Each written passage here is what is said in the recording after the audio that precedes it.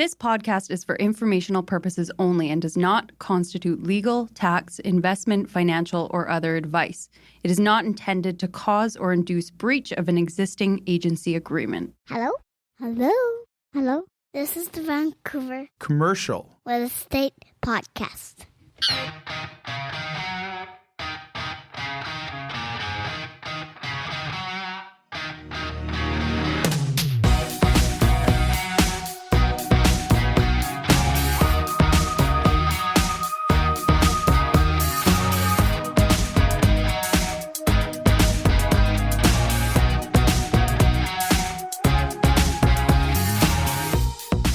And welcome back to the Vancouver Commercial Real Estate Podcast. I'm Cory Wright. And I'm Adam Scalina, your sometimes host. How you doing, Cory? Great. Let's ask more importantly, how are you doing? I believe you just got off a plane from... I took a red eye. What was it, Maui were you at? Maui, yeah. Maui. Kihei. Kihei, tough Pretty life. sleepy. Tough life. You know what? I've been gone for 10 days. I feel refreshed, recharged.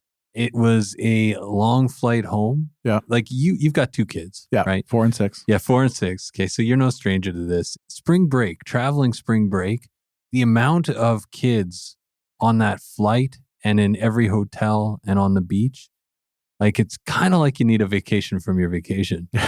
Like it's it's intense. I believe There's it. there's a lot of kids. There's a lot of screaming, but it's good to be home. Welcome back. Hey, thanks. Just in time for multiple offer Monday on some condo. Yeah, exactly. Super fired up for today's show because we've got the mayor of Nanaimo on today. Yes. This is exciting. We've got Mayor Leonard Krog, and he's a phenomenal guy. He's been mayor since 2018. Prior to that, he was an MLA. He's a lawyer by trade. Just an interesting guest to have on. We talk about everything about the future of the city in Nanaimo. We've touched on it a little bit on this podcast, but never quite so in depth. Well, I think one thing too is for people who listen to this podcast, they know we're very bullish on Vancouver Island and especially the Nanaimo area. And I think to have the mayor on today to talk about what's propelled that. And there's been a lot of really good press as of late in recent articles that came out in the Western Investor, and you can read online about development applications and the amount of development going on. They got their new OCP coming out. Nanaimo seems like they've really hit their stride as of late. And they've got a great runway ahead of them. And there's a lot of excitement in the commercial real estate world and the development world about Nanaimo. So it was great to get Mayor Krog on today to talk all about what's going on over there. And also he's very passionate about the city, which is great to see as a leader. Right. Where he's enthusiastic about it. He wants to grow that city. He's passionate about what he does. So, great mayor at the right time for Nanaimo, it sounds like. Well, it's interesting because we've talked before on the show about how the pandemic was kind of the steroid injection into the secondary markets in BC, right? Yep. And now, like the reason your idea to try and get him on the show, which is a great idea because you're looking at the OCP, right? Like you're looking at this as an opportunity, generally speaking, for commercial real estate investors to move into the area. Correct. And what's exciting about the OCP for you? Well, I think one thing too is if you've been to Nanaimo, especially of late, and the mayor talks a little bit about it. The downtown core of Nanaimo, maybe I don't want to say it's behind its time is the wrong words, but now it's exciting. And they're looking to bring density into certain areas. I think it will really revive some of those slower areas. And we had Jacob Steiner on from Steiner Properties a few episodes ago where he talked all about their exciting project downtown Nanaimo. So, to see that densification come in and to see that there's some sort of excitement from the private sector now about that densification and where they're looking to put it and expand on it, I think it's a great thing. And we're extremely excited about it as a company standpoint. We're looking to have our office open there late 2022 or early 2023. We believe in that market so much. So I think having the mayor on today to sort of touch base on some of those key points and the decision-making behind it, I think will give a lot of clarity to a lot of people that are reading into that. Excellent. Well, we have a long conversation today. We basically leave no stones unturned. So maybe we'll cut to our interview with Mayor Leonard Krog. But before that, a word from our sponsor. This week's episode is brought to you by our great friends at Impact Commercial Group. Really enjoy working with Impact Commercial. And we should say Al and his team can basically do anything when it comes to lending. Anything when it comes under the commercial umbrella. You're building a building in development, we got you covered. You're buying land, we'll make that happen for you. You're investing in a property or multifamily building, check. Owner-occupiers looking to acquire their own space, double check. Anything commercial financing you need, Impact Commercial is your go-to. ImpactCommercial.ca. And we should say over 50 years of combined experience. So trust these guys. They're the right fit. Best in the business, in my opinion.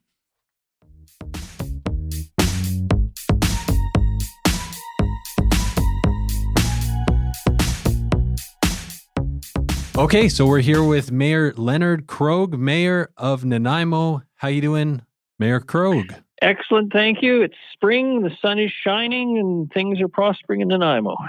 Fantastic. Yeah, it's a beautiful day here in Vancouver as well. Maybe just to start, can you tell us a little bit about yourself?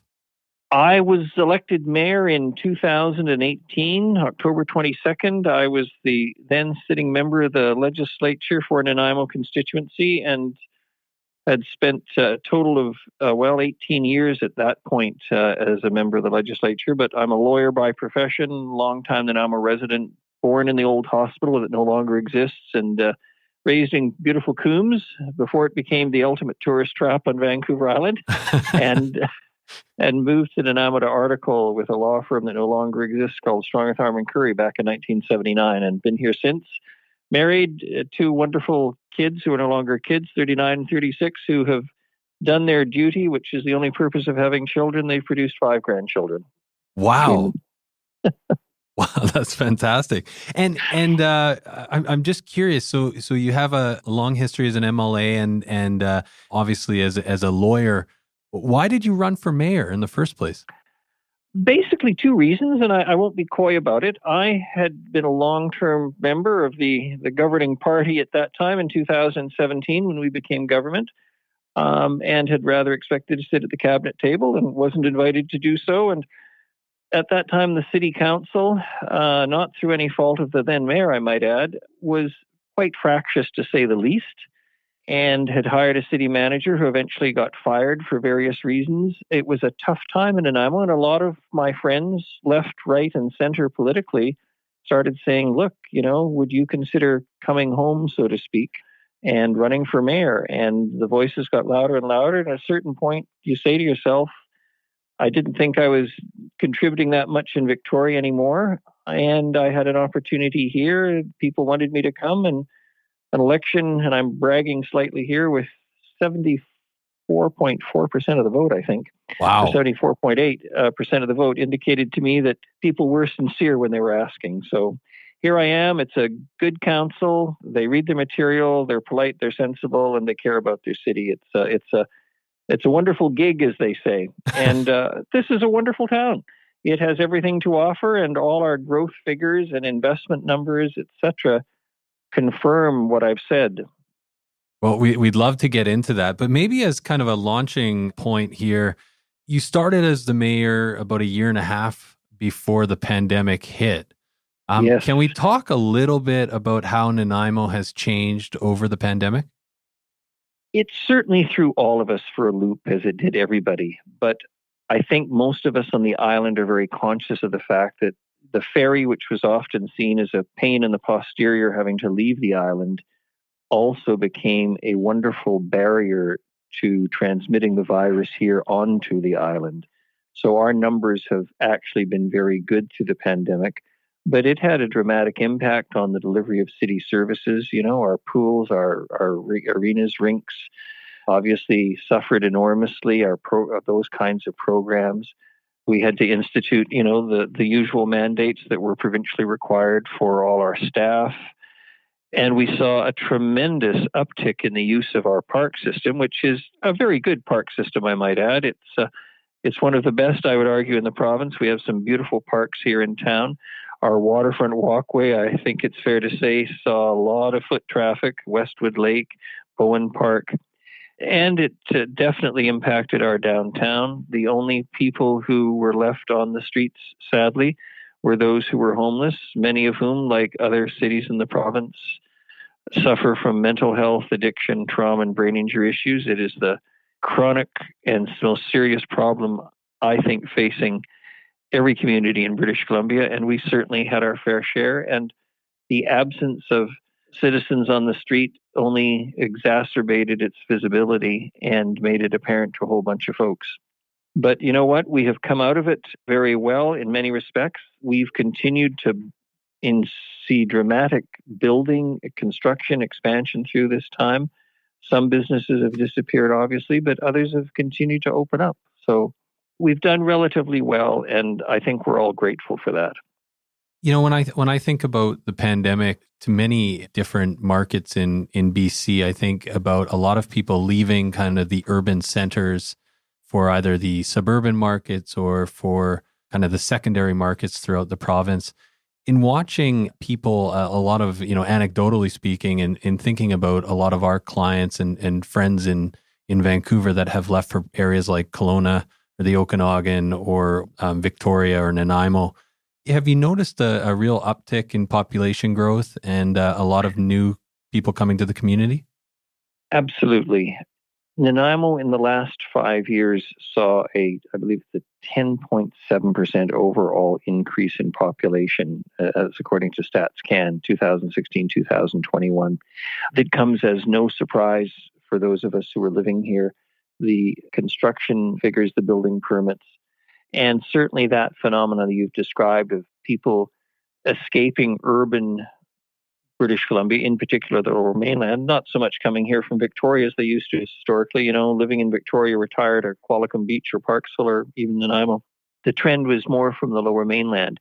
We already had a certain number of people who were commuting, some daily by ferry, not a lot, but some daily by ferry, many people looking forward to the eventual arrival and launching of a fast ferry, a foot passenger ferry downtown to downtown.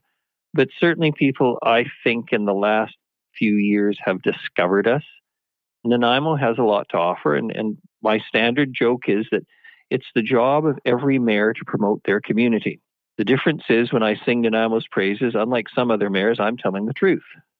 We have much to offer, and we do it within the context of a city that has, in fairness, from a city governance and the cost perspective of delivering services, too much geography and too few people.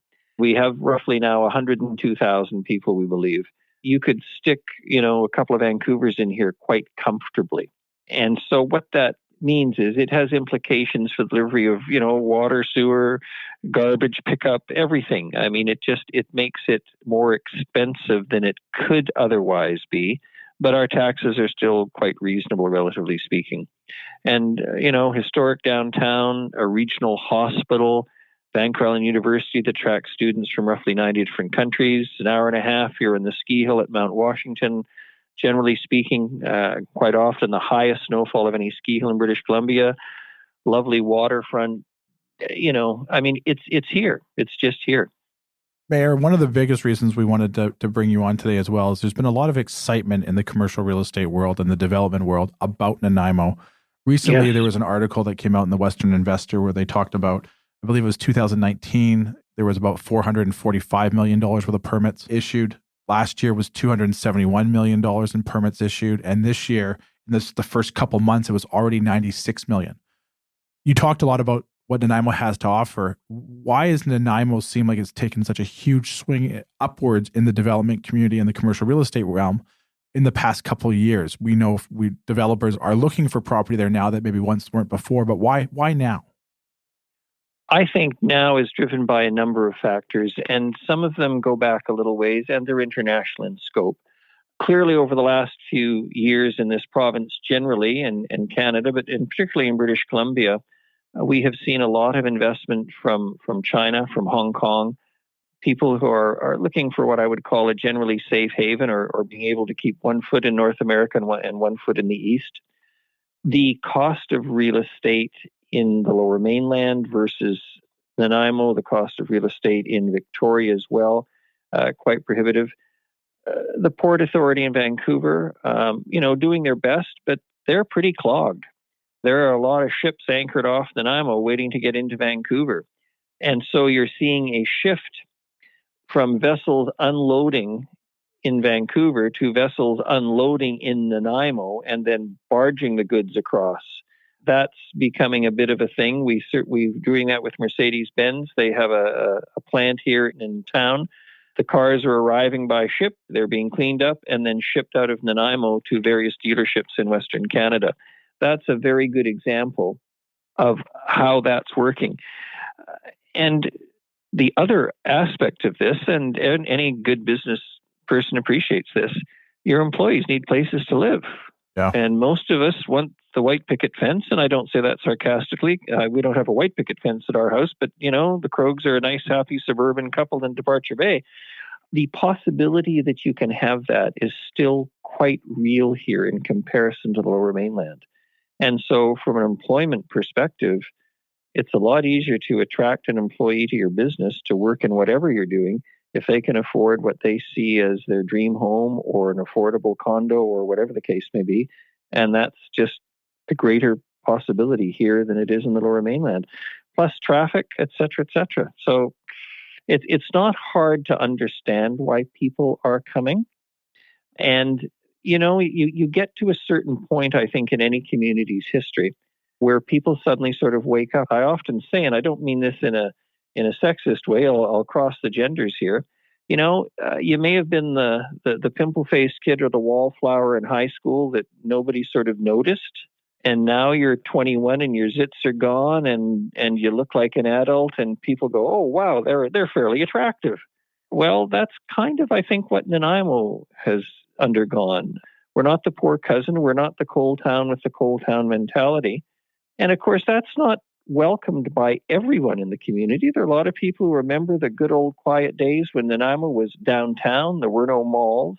A lot of folks used to make jokes about Nanaimo being mauled to death because we have Woodgrove, North Nanaimo Town Centre, Country Club, Brooks Landing, which had a significant negative impact on the downtown, which has worked hard at recovery. And so now we're seeing a community where our planning is in a general way based on the concept of nodes. In other words, we want the concentration around a Woodgrove, around a country club, around the hospital area, around the downtown, so that people can work and live in proximity to employment and services and goods without having to resort to the automobile.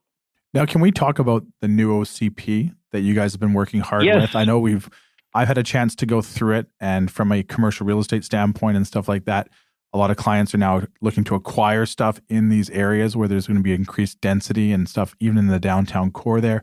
Can we talk a little bit about where that is and kind of what the vision behind that and what you foresee moving forward and how that OCP will roll itself out? Yeah, certainly.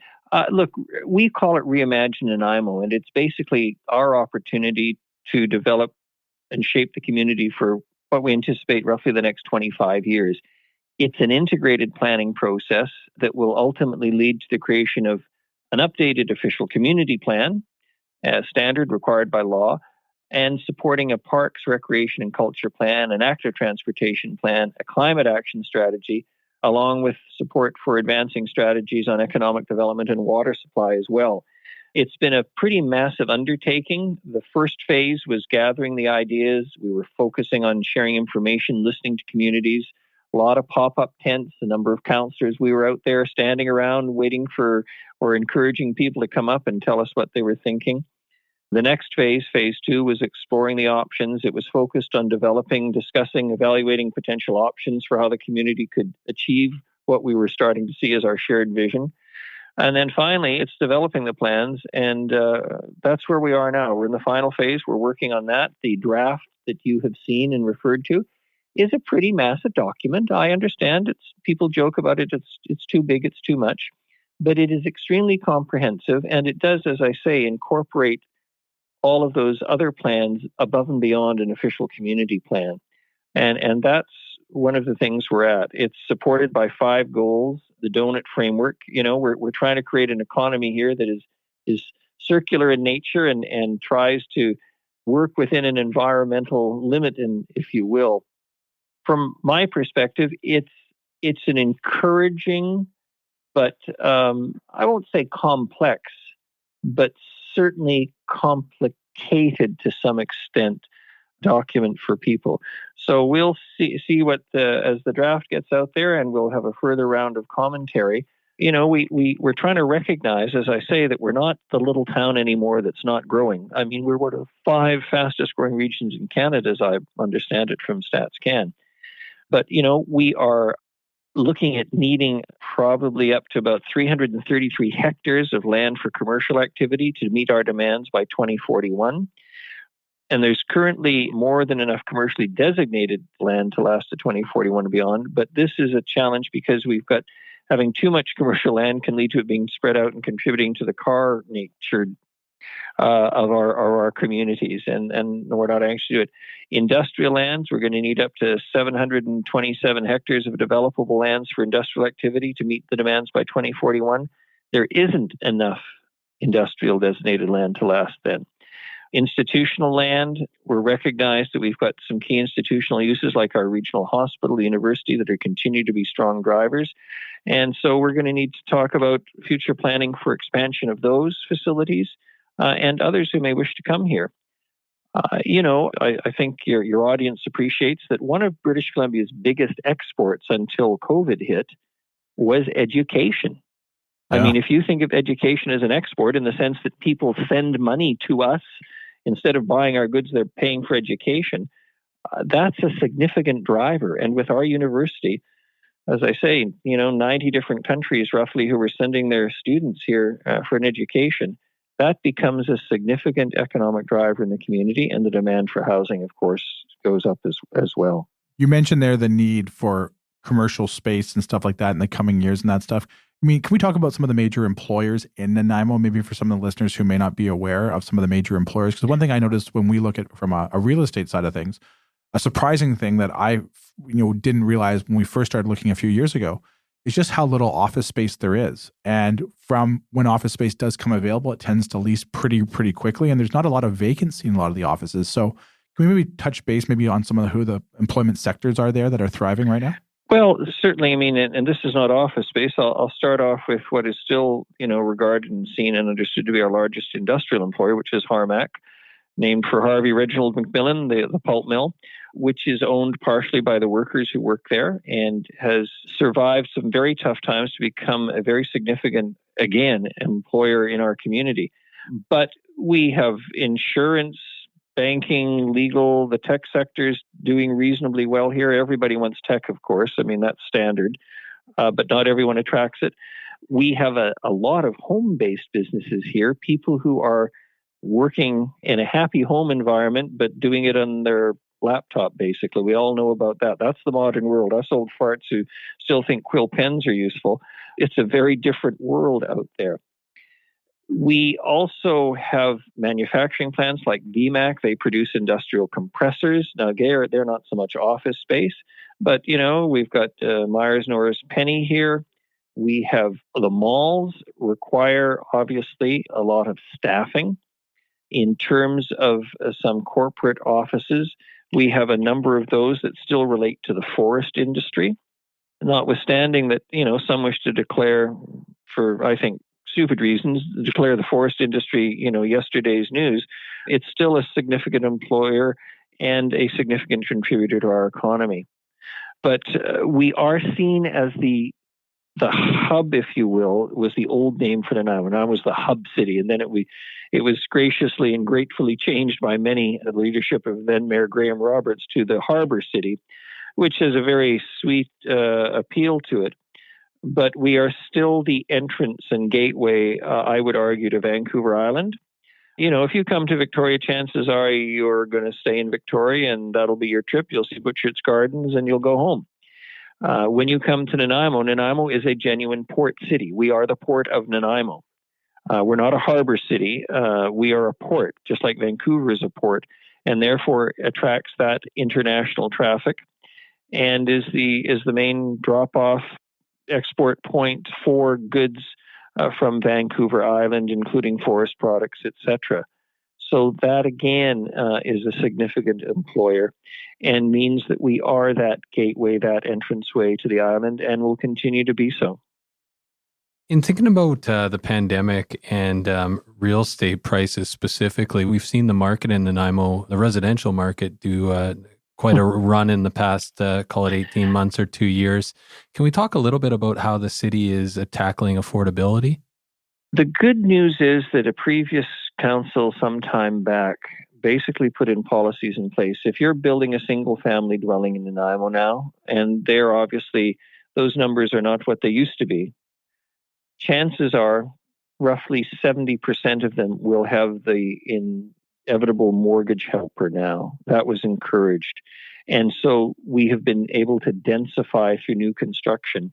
and provide accommodation for people that otherwise wouldn't have been available. In terms of affordability, there's arguments, and I appreciate all the arguments left, right, and center from people around what is driving up the cost of housing and what's going to make it affordable. But I don't think you can get past some of the basics, and that is supply. And in that sense, this council, if it meets our criteria, if it meets this, and it doesn't, it's how shall I say, it's not ugly. There's a reasonable chance, and a staff are recommending it, and we have very good staff here, although they're very pressed. We're going to support it because we appreciate the desperate need for housing. I don't think a mayor should be getting a lot of people literally either phoning or writing the mayor of a city and saying, do you know of accommodation? And I get that. Not a lot, but I get it. And that tells me how desperate people are for accommodation. We certainly have, on the negative downside, we estimate 600 homeless people, many of whom, frankly, require institutional care. So that's a different kettle of fish. But we require more seniors, subsidized housing, rental housing. And the good news is, if you take a drive around Nanaimo, you're going to see that construction being undertaken by the private sector in a significant way, plus the additional contributions of the province. We just opened prefab, the steel container, throw it up quickly, nicely done though, through BC Housing. It'll house 62 people on Nickel Street, which is the main entrance, if you will, into Nanaimo from the south. So there's that kind of housing occurring. Significant expansion of seniors housing at Buttertubs, 155 units there. We're seeing a subsidized housing construction unit at the top of the hill near the ferries, or near Brecon Hill, in conjunction with United Church of Canada, again through BC Housing. So we're doing what we can. And in addition, we're fairly good in taxation if you're building some multi-residential projects in the downtown core, etc. So we'll be as helpful as we reasonably can. We don't pretend to be Langford. Right. And I don't wish to insult Stu and the folks down there, but I think our city is a lot prettier. And we're very proud of it. And the designs that are coming through from the private sector and the kind of projects, I think they look wonderful, and they're providing that housing. I said it at council, and I mentioned it this morning when I was at a ribbon cutting for a new business opening downtown that's been open, but they sort of had their official thing this morning with me. I said, when my wife and I returned to town, so to speak, because we were off at university in Vancouver, etc., in 1979, there were the two of us. And we had been married for close to, let me think about this. We had been married for 6 years at that point, and we put off having children quite deliberately. Then we had 2 kids. And those 2 kids, as I mentioned earlier, have produced 5 grandchildren. I think that's it, by the way. But so the 2 has become 9. And mercifully, they have all found and made lives here in this community with their spouses. So, in the course of a little, over 40 years, my family's gone from 2 to 9, and they need a place to live. Then you add in all the folks who want to move here for the many reasons that I've spoken about earlier in this. You have a demand, and it's not being met, but people are working hard to meet it. Another major issue that seems to be addressed in the OCP that we've talked about a lot just in the province over the last 18 months to 2 years has been climate change. And specifically, Yes. I mean, we had a really challenging summer with forest fires kind of throughout the province and atmospheric rivers. And it's been a tough couple of years here in BC. Can you talk a little bit about how the community plan addresses climate change? Well, I mean, to summarize what you were trying to say, I think there's a rather ugly joke going around. We went from a heat dome to a snow globe, certainly in Nanaimo. Right. We had a dramatic snowfall this winter. In terms of addressing it, we are certainly making the environment one of our 4 strategic goals in the sense of trying to meet climate change, reduce our greenhouse gas emissions. One of the good news stories is for the regional district of Nanaimo as a whole, and of which Nanaimo is, roughly 2/3 of the population. We are headed towards literally 90% in terms of reducing our garbage, if you will. We have some excellent recycling programs here. The city has purchased a number of trucks that allow people to use big green bins and blue bins for recyclables, etc. So we are taking those steps. We've, banned the use of plastic bags, which wasn't popular with lots of folks because they didn't understand what we were doing, but we knew it was necessary to do it. We have identified targets and updated our targets and actions to reduce greenhouse gas emissions and including some policies for mitigation and adaptation, because we're all going to have to do it. We certainly encourage people to plant trees. We have a tree planting program. We'll give you money to plant trees in your neighborhood and your private property, which is important for us. So I think we're taking steps. I think, the reputation of the council as a whole, and I'm speaking in the broad political sense, is probably seen as fairly greeny, kind of lefty. But at the same time, I think, and the numbers that we've talked about prove it, we're certainly not seen as a place that's discouraging people from investing. And let's face it, investors come to make a dollar, but they build things and they provide employment. And my campaign pitch basically hasn't changed.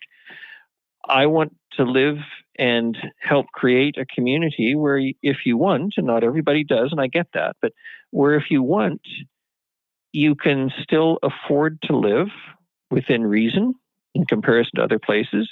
You can raise a family here if you want. You can get them a first-rate education here through our local school system and the university. And if they want, they can hopefully find and probably will find employment here that's attractive to them, and they can do it all over again. You don't want to be the community that everybody left. And that historically has often been the case with smaller Canadian communities where there simply wasn't anything to keep your children at home, or your grandchildren, arguably in my case. And I think that's what Nanaimo is becoming fairly quickly. A place, it's not a place to leave, it's a place to come to, and it's a place to stay if you like all those things that I talked about. And what's not to like? I mean, a few years ago, we were adjudged one of the top 10 dive destinations in the world for those folks who like to get underwater. So, as I say, we have it here. And I think that's reflected, as you pointed out, in the $96 million in building permits in the first 2 years as we're wrapping up a COVID epidemic. I guess, Mayor Krog, in thinking about, transitioning, like the growth of the city, the population of the city, and this new plan, you had spoken earlier about white picket fence and this idea of, people still wanting the white picket fence, but it clearly sounds that like Nanaimo is going through a densification process as well.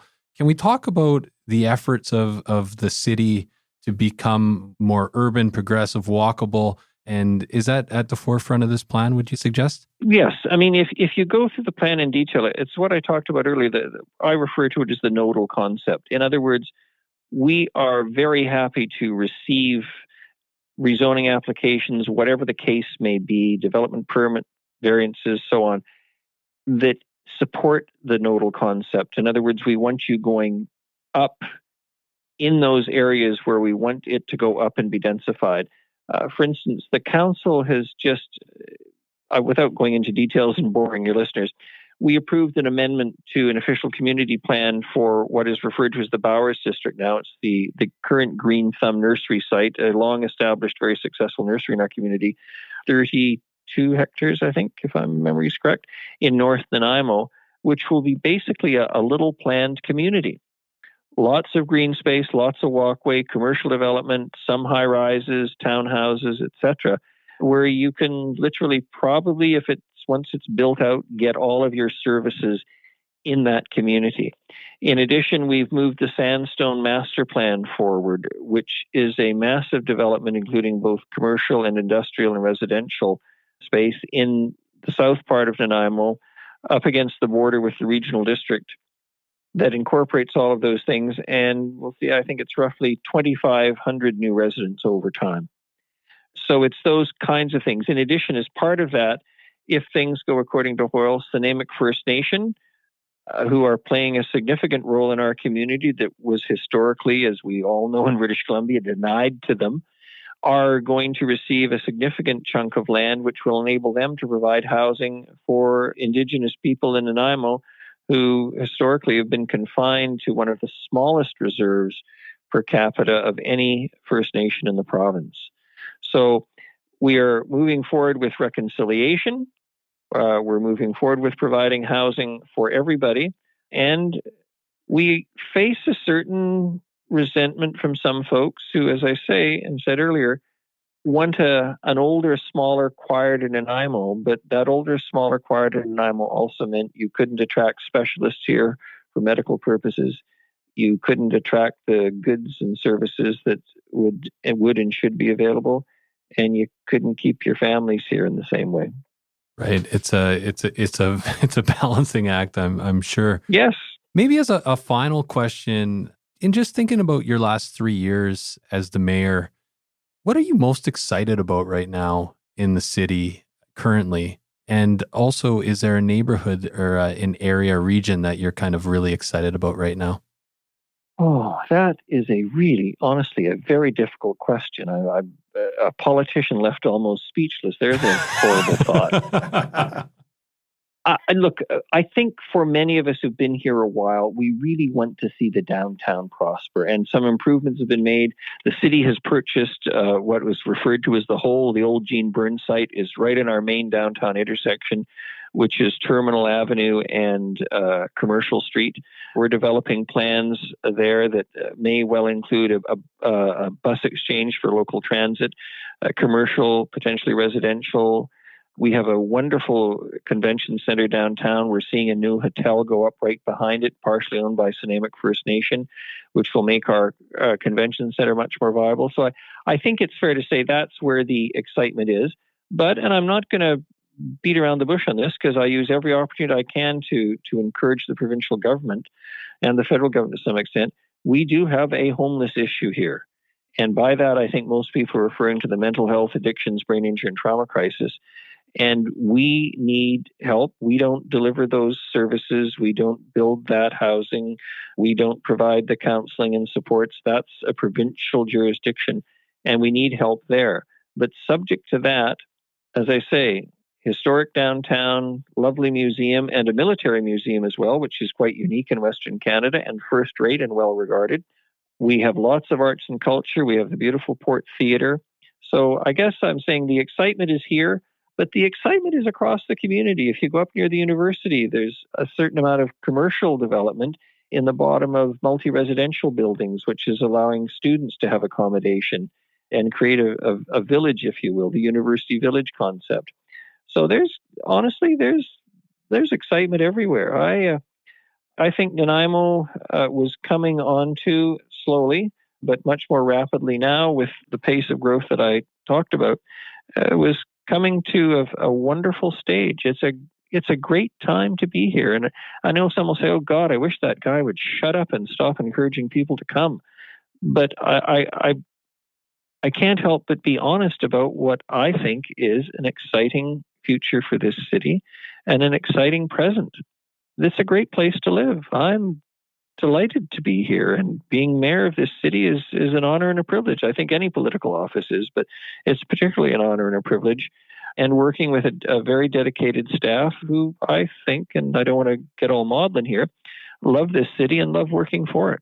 As someone who's visited periodically over the last 25 years, I have to agree with you. It's phenomenal how quickly the city seems to be changing, and I'd say that part of the reason we really enjoyed having you on the program is because we're excited about the area as well. So appreciate that. We also have a quick segment, if you could stick around for that, 6 questions just to get to know you better as a person. Okay. So the 6-pack is powered by our good friends over at Red Point Law. For all your commercial legal needs, visit them at redpointlaw.ca. All right, Mayor, we'll give you an easy one to start. Favorite vacation spot when you find the time? Oh, if it's out of province, it's just to go to a fly and flop in the Dominican Republic. If it's in If it's in the province, my wife and I have often gone up to Penticton and hung around for Sunday to Thursday to avoid the heavy traffic and poked around the vineyards and gone to a place where nobody knows your name. Very nice. Well, this might be another complicated one to ask, or to answer, I should say. Favorite restaurant or bar? And you can pick a few if you want to plug them. Well, the second one is easy. It's the Nanaimo bar. I was going to say the Krog's bar hopping days are over. In terms of restaurants, Nanaimo has a wonderful, diverse community for its size. I mean, we're not as multicultural as Vancouver or Toronto. I get it, but boy. Beefeaters down on the waterfront, Milano's, Gina's, the Modern, Mon Petit Chou, several Indian restaurants as well. I mean, I don't have a favorite restaurant. I honestly don't. It's not as bad as some people suggest, but I have a middle to prove that I enjoy my food, and we're spoiled here in Nanaimo. This next question here is going to really peel back the layers so we can get to know you. Favorite band or musician? Oh God, I'm not that kind of person. My music tastes are incredibly eclectic. I mean, I can play the Royal Scots Dragoons bagpipes in the car and a CD, as well as Cher and ABBA and Elton John. So I am like my taste in food. It's like my taste in literature and reading. I'm all over the place. I'm the guy who just wants to sample everything in the shop. Fair enough. Do you have a favorite book you could recommend our listeners? Well, I won't say it's a favorite book, but I've certainly been interested in reading. There are 3 books, actually, by Yuval Harari. I've recommended them to everybody. He's the one who wrote Sapiens and then Homo Deus. Right. And then most recently, 21 Lessons for the 21st Century. I think he has some profound and interesting things to say. A few years ago, I was very interested in reading The Return of History, a Canadian scholar, Métis PhD from the prairies, who worked with the UN. These are books that I think speak to the rapid changes in the way we live and society in general. On the literature side, look, I still take at least one Dickens on a holiday. If I go in, I love to just sit on a beach and have a few drinks and read and go for a swim, and that suits me fine. But we have wonderful Canadian authors, from Atwood and Shields and all kinds of authors. I mean, we're this country. I mean, I don't want to go over the top here, but this country in my lifetime, and I'm going to be 69 next birthday, I think has gone through a real renaissance. I mean, I grew up in an era where Walter Gordon, the Liberal federal finance minister, was worried about Canadian nationalism, this country disappearing. We have blossomed, whether it's literature or the arts, culture, the diversity of this nation, the beacon we've become to the world in terms of a functioning multicultural democracy. We got it all. And it just so happens that if you come to Canada and you want a wonderful place to live, Nanaimo's at the top of the list, in my view. Last question for you. Favorite movie? Oh, golly. I do like a good comedy when I can get it. And I got to tell you, I think Planes, Trains, and Automobiles with John Candy was fabulous. In terms of a favorite movie, you got to remember, you're talking to a guy who's seen a lot of movies in his time. But like all males, and I say this with all due respect to the concept of sexism, I've watched the Godfather series several times. Oh, yeah. Good one. Nice. One. 2 good ones. And we haven't had a John Candy movie on this podcast I don't think we have. which I is think amazing. It's the first one. Great choice. Oh, where's their patriotism? Mayor, can you let us know, maybe for all of our listeners, where they can find out more about you and all these great things that are going on in Nanaimo? Go to the City of Nanaimo website. Pretty straightforward. And in terms of me, if they're interested in me, God forbid, they can Google me, and you can also go to the BC Legislative website and listen to all my old speeches if you're that fascinated and your life is that dull. Well, Mayor, thank you so much for your time today. We really appreciate it. And we just had Mayor Stuart Young from Langford on just a couple episodes ago. So I think he might be a listener. So you might want to watch your inbox there. He might I expect it. I hear so much about Mayor Young and Langford from various folks who say, well, it's faster in Langford. And I always say, well, fast isn't necessarily better, is it? Yeah. So, something in Nanaimo. Speed before beauty, I think they say. Yeah. Or we'll say. Excellent. Well, thank you so much for your time. And we really appreciate having you on the program. A pleasure. Come anytime. Great. Thank you so much, Mayor. We appreciate it. Take care.